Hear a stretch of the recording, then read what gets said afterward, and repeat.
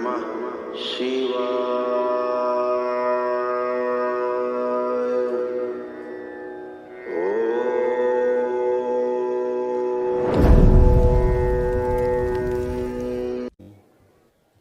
बोलिए सद्गुरुदेव भगवान की, गुरु माता की, भगवान भोलेनाथ की, माता कामाख्या की, सभी संतों की, गौ माता की।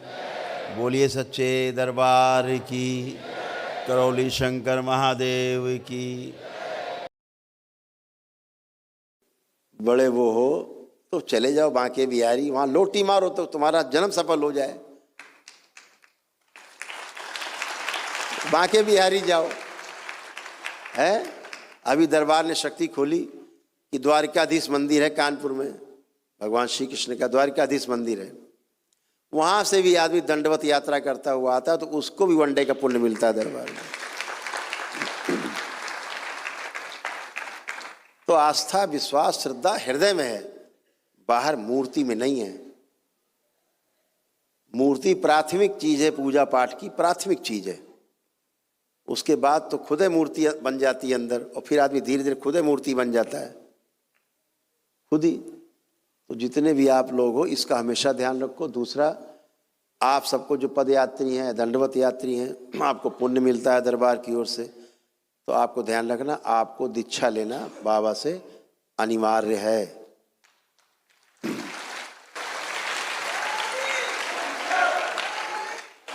और तीसरी पूर्णिमा क्रॉस ना होने पाए, ये ध्यान रखो, नहीं तो हवन के पुण्य दरबार में जमा हो जाते हैं। तो तीसरी पूर्णिमा ना बीतने पाए। जैसे आज आपने किया, पूर्णिमा आएगी, एक नई समय मिला, अगली पूर्णिमा, उसमें नहीं समय मिला तो तीसरी पूर्णिमा। दरबार में हर पूर्णिमा में दीक्षा होती है, केवल होली की पूर्णिमा को छोड़ करके और रक्षाबंधन की पूर्णिमा को छोड़ करके। दो पूर्णिमा में त्यौहार होते हैं अपने यहाँ, एक रक्षाबंधन में और दूसरा होली में। इन दो में केवल दरबार में दीक्षा नहीं होती है, बाकी हर पूर्णिमा में दीक्षा होती है। 10 पूर्णिमा में दीक्षा होती है, उसमें एक गुरु पूर्णिमा हुई होती है। तो गुरु पूर्णिमा के पश्चात 9 पूर्णिमा में हर महीने दीक्षा होती है। तो आप लोग दीक्षा लेकर के बाबा से, उनके भक्त से और शिष्य बनिए। बीच बैठे ना पीत वस्त्रधारी, ये सब बाबा के शिष्य हो चुके हैं और ये सब तंत्र दीक्षित हैं। तो इसका विशेष ध्यान रखेंगे। जो यंत्र स्थापना है वैसे ही करेंगे। जो लोग पहली बार दरबार से जुड़ रहे हैं, लेपन अपना, संकल्प अपना करना है ना। और अमावस्या आपकी 3 है, इसको ध्यान रखना। ये अमावस्या पूरे वर्ष में कभी भी 3 कर सकते हैं, जब भी समय मिले, एक वर्ष के अंदर ये 3 आपको करनी है, ठीक है। इससे रुद्राभिषेक के लिए बोला जाता है। दरबार में नहीं कर पाओ, वर्ष में अपना एक बार कर लिया, एक रुद्राभिषेक अपने घर में ही, ब्राह्मण देवताओं को बुलाया, अपने घर में कर लिया, हो गया। अपना मंत्र जाप किया, ये ऊर्जा आपको जो मिली बनी रहेगी और दिनों दिन बढ़ती जाएगी, ये प्रचंड हो जाएगी ऊर्जा ये। तो ना कोई रोग भटकता है, ना पास आता है, ना कोई कष्ट होते हैं। अगर आप श्रद्धा से जुड़े, कोई कष्ट आता है, आंख बंद किया, बाबा माता को ध्यान किया, जो रोग कष्ट है बोल दिया, बाबा हमें ये कष्ट हो रहा है, इसकी स्मृति नष्ट कर दी जाए जो हमें ये कष्ट हो रहा है। जैसे मान लो सिर दर्द हो रहा है, आपने बोल दिया बाबा इस सिर दर्द हो रहा है, इसकी स्मृति नष्ट कर दी जाए, आपकी बड़ी कृपा होगी। और जब आप 3 बार बोलो ओम नमः शिवाय, आँख खोल दो, बंधन 3 हाथ मार दो, दर्द गायब। चाहे पेट दर्द हो, चाहे सिर दर्द हो, कोई भी कष्ट हो।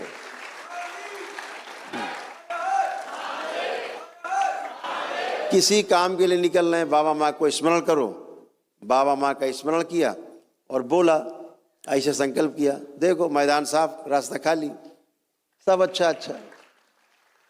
तो आप सभी लोग दरबार से जुड़े हैं, ऐसे जुड़े रहेंगे और बाबा माँ के साथ अपना संकल्प और प्रार्थना अपने करते रहेंगे। ये भी ध्यान रखना, जिनके घर में एक दरबार की कल एक बड़ी शक्ति खुलेगी, अभी हम चर्चा नहीं करेंगे उसकी, लेकिन महाकाल से आने के बाद वो ऐसी शक्ति होगी जो पूरे संसार में धूम मचाएगी।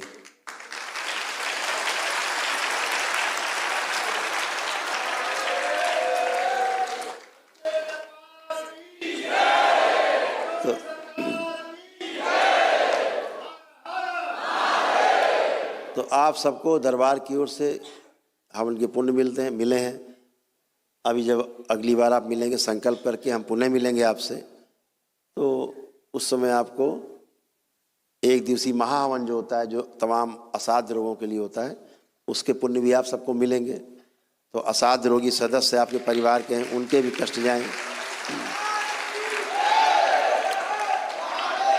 इस बात का विशेष ध्यान रखना है, यदि परिवार में ऐसा कोई सदस्य है लग रहा है कि मृत्यु को प्राप्त हो जाएगा, बिल्कुल असाध्य और बहुत कष्ट और बहुत पीड़ा में शरीर न छूट जाए, तो दरबार के महामृत्युंजय का हवन जरूर करना, ताकि उसकी जो प्राण ऊर्जा जो क्षय हो रही है, नष्ट हो रही शरीर से निकलती रहती है, वो बाहर ना जाने पाए और अंदर ही बनी रहे, जिससे वो सुरक्षित हो जाए।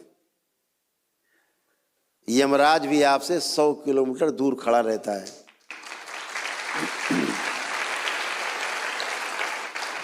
और जब आप महामृत्युंजय का हवन करते हो दरबार का, तो केवल आप ही के लिए नहीं होता है कि या कोई परिवार के सदस्य के लिए, पूरे परिवार को उसका कवच मिलता है। अगर 10 लोग हो तो 10 को कवच मिलता है महामृत्युंजय का, जो आप सभी के समय पे काम आता है। आप अगर इस दृष्टि से देख पाते, इनमें तमाम लोग ऐसे जो देख पाएंगे, भविष्य में बहुत लोग हैं, अगर आप देख पाते तो फिर आप देखते कि महामृत्युंजय कवच की जो ऊर्जा है वो कैसे काम करती है। आप देख के अभिभूत हो जाते और नतमस्तक हो जाते ऋषि मुनियों के चरणों में कि प्रभु ऐसा ज्ञान दिया आपने, ये भोलेनाथ का वरदान है मनुष्य जाति के लिए। तो इसको जरूर करना है, इसका ध्यान रखना है। तेरे दरिया के माँ